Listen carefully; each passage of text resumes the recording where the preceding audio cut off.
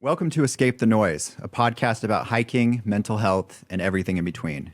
I'm Joe Vogel, your host. We're coming to you from the Silicon Slope studio in downtown Provo, Utah. Our guest this week, Mackenzie Wing, Mack for short. Mack is an avid hiker who works in the mental health field. She grew up in Dallas, Texas. When she first moved to Utah in college, she found herself struggling to find balance and direction. That's when she turned to hiking.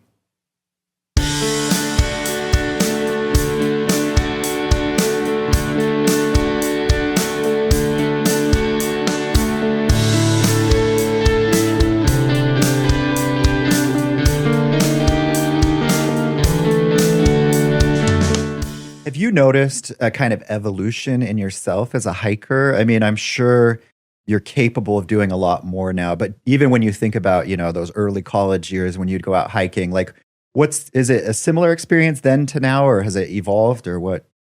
I'd say just my experience in general has evolved to, I don't want to say professional, that's not the word for it, but just I'm familiar with what my capabilities are. When I first started, elevation gain was kind of a new concept to me. I didn't really quite understand what that meant. Right. I remember Grandeur Peak in Mill Creek Canyon was one of the first peaks, if not the first peak I did by myself with my dog. And it's a pretty tough hike. It's like a little over 6 miles. Yeah. And it gains about half of what Timp is, 2,300 feet elevation, I think. And when I initially started that trail many years ago, I had no idea that was that tough. Yeah. I remember like trudging up that mountain, like, oh my gosh, what have I done? And there's those moments, when you're on the trail and you're like, oh, what do I do? I have to finish. I can't say never, but I rarely give up, but I do get slower. But yeah, that's one thing I've definitely grown on is just understanding how to read maps and how to what to expect as far as trail conditions or difficulty levels.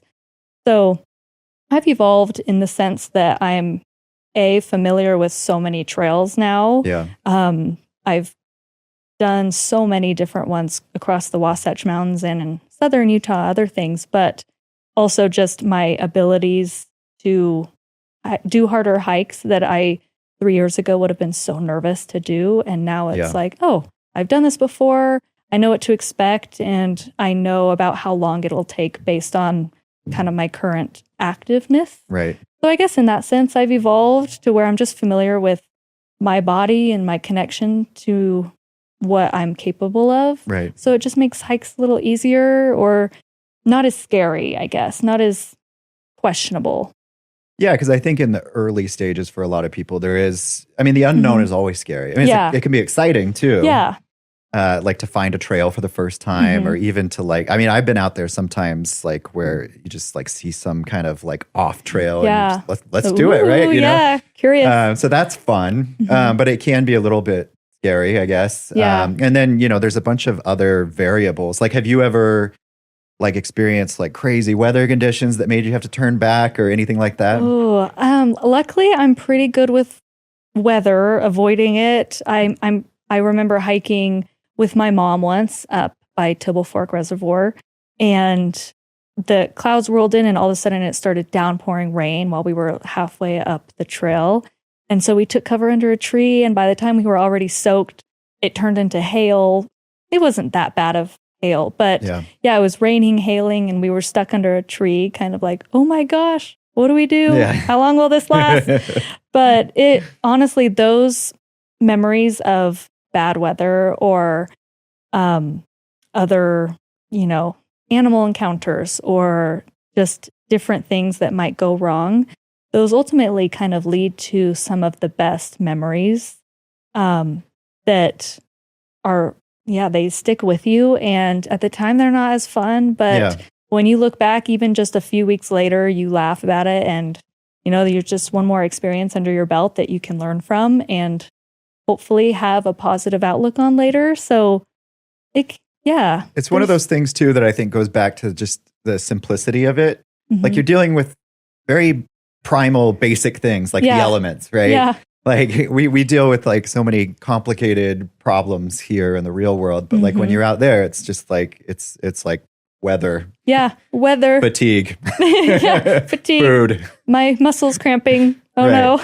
Right. Just very human things. Yes, right? very human things. It's the survival instinct and just very basic. Yeah, it's almost I'd rather have those kinds of stressful instances than I do with major life decisions in the real world and the city world.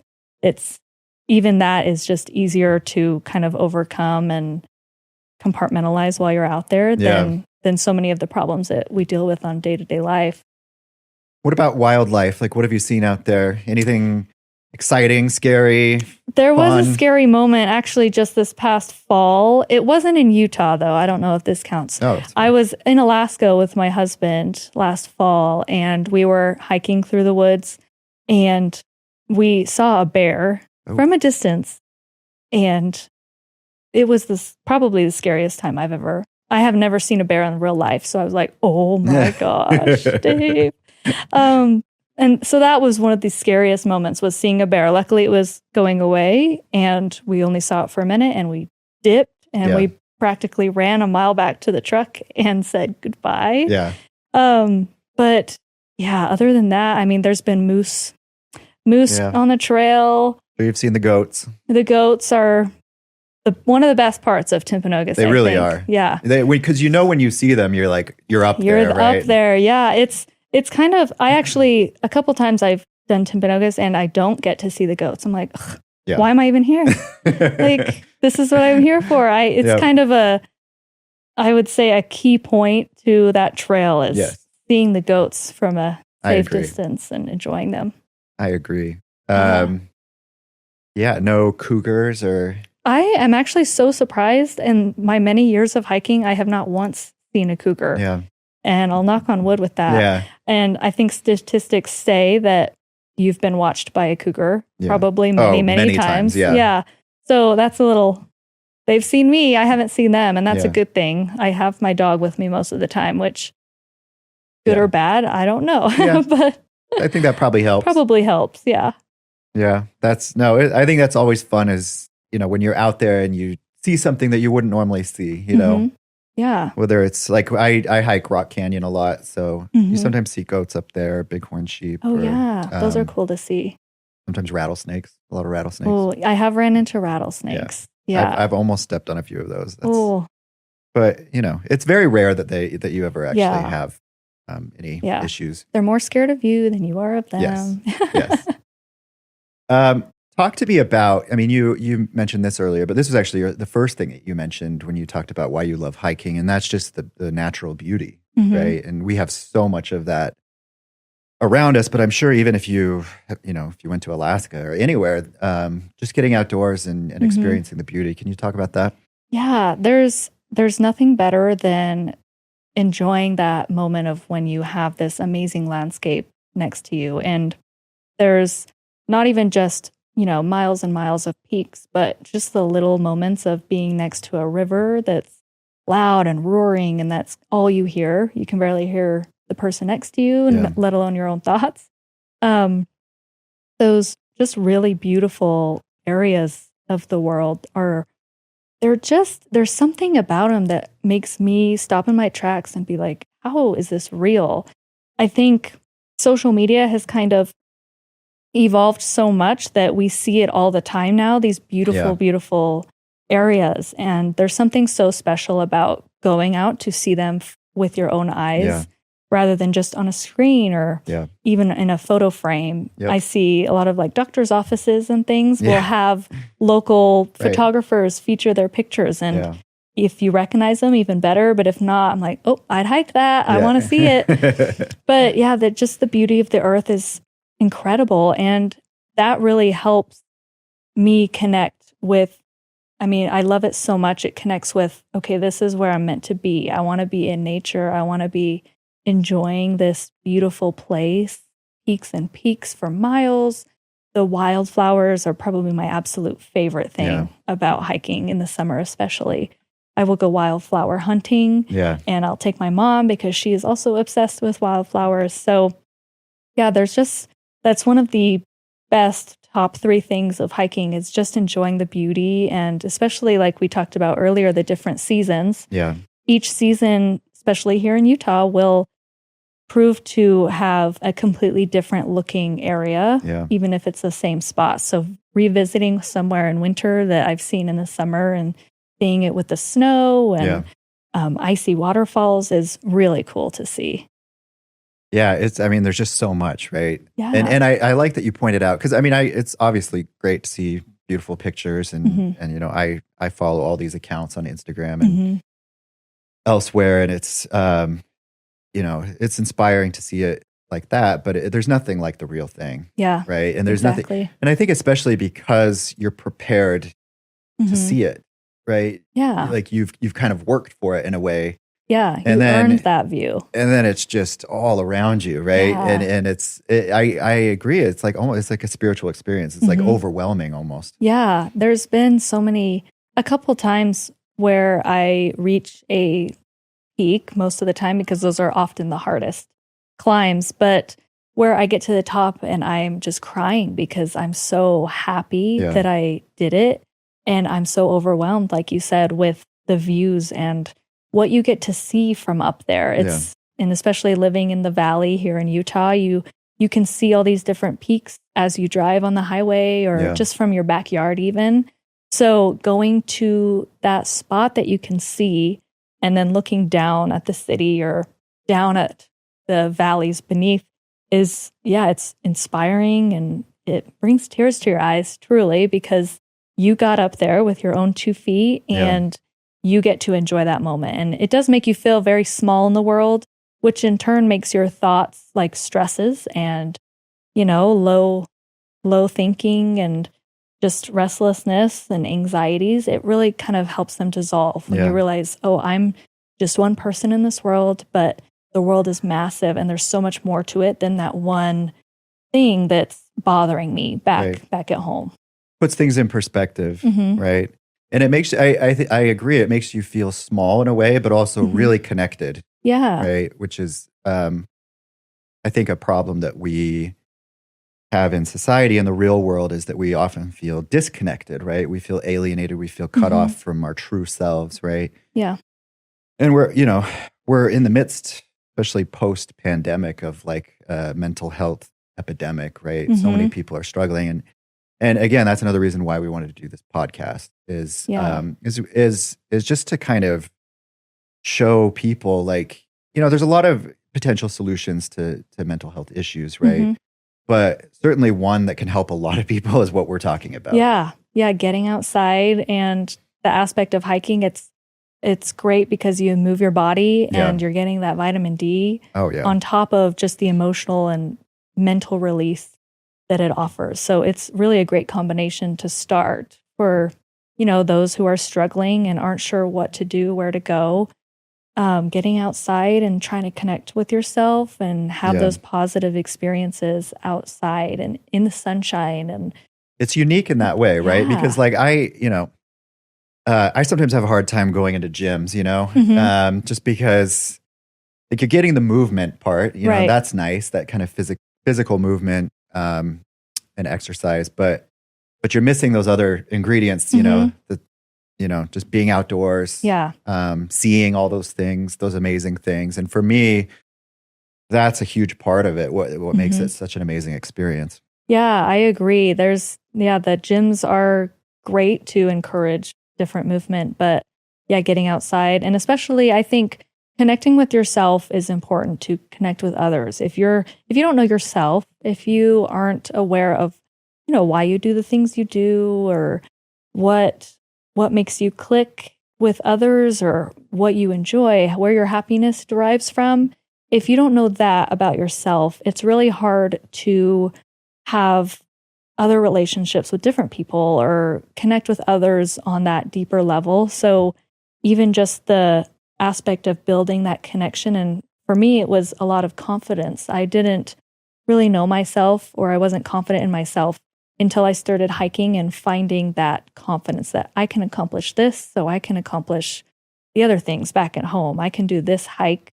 So that means my other stress revolving college is easy peasy if I can do this physical thing. So connecting with myself and building my confidence through hiking helped me deepen my relationship with my spouse and my friends. And it opened the door to so many other relationships I didn't even know could be there. So yeah, it's good to get connected with people, even if it feels like something you're doing alone.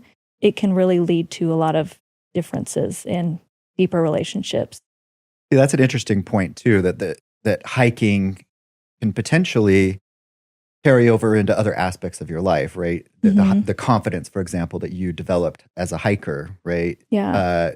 That transferred, to other aspects of your life. Yeah. Yeah. I don't remember when the shift was, but yeah, it was when I was in college and when I started hiking that I was confident in who I was. And that's when I found myself and built a lot of my, I guess, moralities or just different views and values in life is when I connected with myself and understood what I was capable of. And that really, it helped me finish college. Those thoughts I was struggling with, the darker thoughts, I don't want to finish college. I'm sick of this stress. I can't handle this with a job. I wanted to drop out so I could just have a job, and that the hiking aspect helped me push through and overcome those doubts, the self-doubts. And the confidence I gained was just immeasurable. And it is like, hey, I hiked this summit. I can do this other truly, thing. Right? Like if I can do that in a day, then I can do one more semester of college and just get through the next challenge and overcome them. And I've learned that's why it's not that I feel untouchable, but I have all these various goals and dreams of different hikes, or, I'd love to try backpacking and through hiking. Yeah. And I believe now that I can absolutely accomplish those things because I've built up this record of, completing different accomplishments. Yeah. Whether it be just outdoor related or just within myself, I'm confident that I can do the next things that I want to challenge myself to. That's awesome. Yeah. All right. I'm going to put you on the spot here and ask you, I think I know what your top choice is going to be. But if you were going to tell us your top 3 hikes. Top 3 hikes. And go in like descending order. Descending order. Start with 3. Okay. Number 3, I think I'm going to go with Box Elder Peak. Okay. It's in Utah County. It's through American Fork Canyon. It's a tough one. Arguably, it's tougher than Timp in a way. It's about the same. It's about the same distance, I think. Mm-hmm. I did it for the first time last summer, and I think it's maybe even 3/4 of a mile, but it's seriously like straight up. It's steeper than anything on Timp. And there were wildflowers, there were beautiful trees, and just different, going through rocks and some of the same amazing views that Timp offers, just a kind of across the canyon a bit. So that one was really fun. It was really challenging, but it was a beautiful, beautiful area. And it was kind of one that I knocked out. Nice. That was on my bucket list. So I'd say that is number 3. Okay. And that, I think for number 2, I'd have to say my second favorite hike that I have done is probably, I think I'm going to have to go with probably Primrose Overlook. Oh, nice. And I'm probably going to pick 3 from the same canyon because it happens to be my favorite. But Primrose Overlook is one of those memory hikes for me. I talked about that earlier. I had no idea what I was walking into. And when you get to the end, having that view there of Timpanogos and the valleys, and I think you can even see Sundance down below from that point. Yeah. And it's just so beautiful. And just the memories I've shared on that trail with a couple different people in my life, with my dog, with myself. I've kind of just explored that area as I can. That one is kind of just special to those memories, which is why it's a staple. And it's an easier one. I think it's like 3 miles. Yeah, I was going to ask you, how long does it usually take you to get there? Yeah, I want to say it's about 3 miles total, if not a little less than that.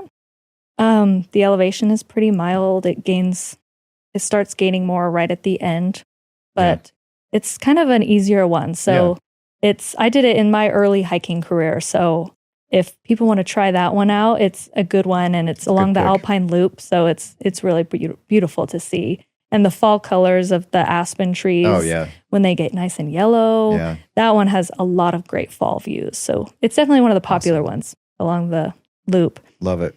And am I allowed to say that Timpanogos is number one? I mean, you're in the right place to say that, right? I'm sure a lot of people share that same love for Mount Timpanogos, but the summit trail to Timp from Aspen Grove, I like both trails because there's two of them. Yep. But the Aspen Grove Trail to Timpanogos is definitely my favorite. It's my favorite trail. My go-to. Well. Yeah. How can you beat like 50 waterfalls? Looking back down at Sundance. Mm-hmm. Seeing how far you've come with Emerald Lake. The time. Yeah, the Emerald Lake is beautiful. Goats. We talked about that. Lots of goats. The Valley of Wildflowers when you're in the basin. Can't beat it. That's kind of more... There's more of them on the other route, but you can see them. And it's just stunning.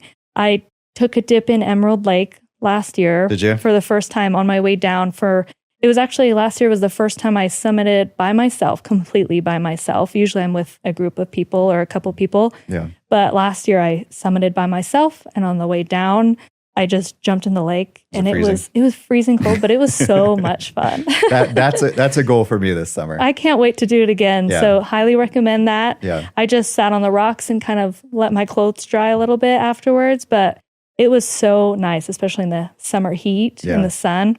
It was a great refresh. That's awesome. Yeah. Well, I could talk to you for another hour, but I think we're gonna wrap this. It's been so nice talking to you. We've been following you, your Instagram, your pictures. What's your Instagram handle? The one that you use for hiking? Yeah, it's Explore and Hike. Explore and Hike. Mm-hmm. So make sure to follow Mackenzie. Do you go by Mack? I go by Mack. Okay. Yeah, that's what you'll find on my Explore and Hike Instagram. Okay. Of course, full name Mackenzie, but I go by Mack. Everyone who's, especially in my casual outdoorsy adventure crew, that's what you guys can call me. Well, it's a lot of fun to follow you and see your adventures, and it's been an absolute pleasure to have you here on the podcast. So thank you. Yeah, it was great to talk to you too. Thanks for having me on. Right. Thanks again to Mack for joining us. You can find her on Instagram at Explore and Hike. Escape the Noise is produced by Timpanogos Hiking Co. I'm your host, Joe Vogel. A big thank you to Kai Bradford for his assistance with scheduling and production, to the Wildfires for our intro music, and to Silicon Slopes and Weston Tanner for hosting us and helping us make it all happen. Thanks again for listening. We'll see you again next episode.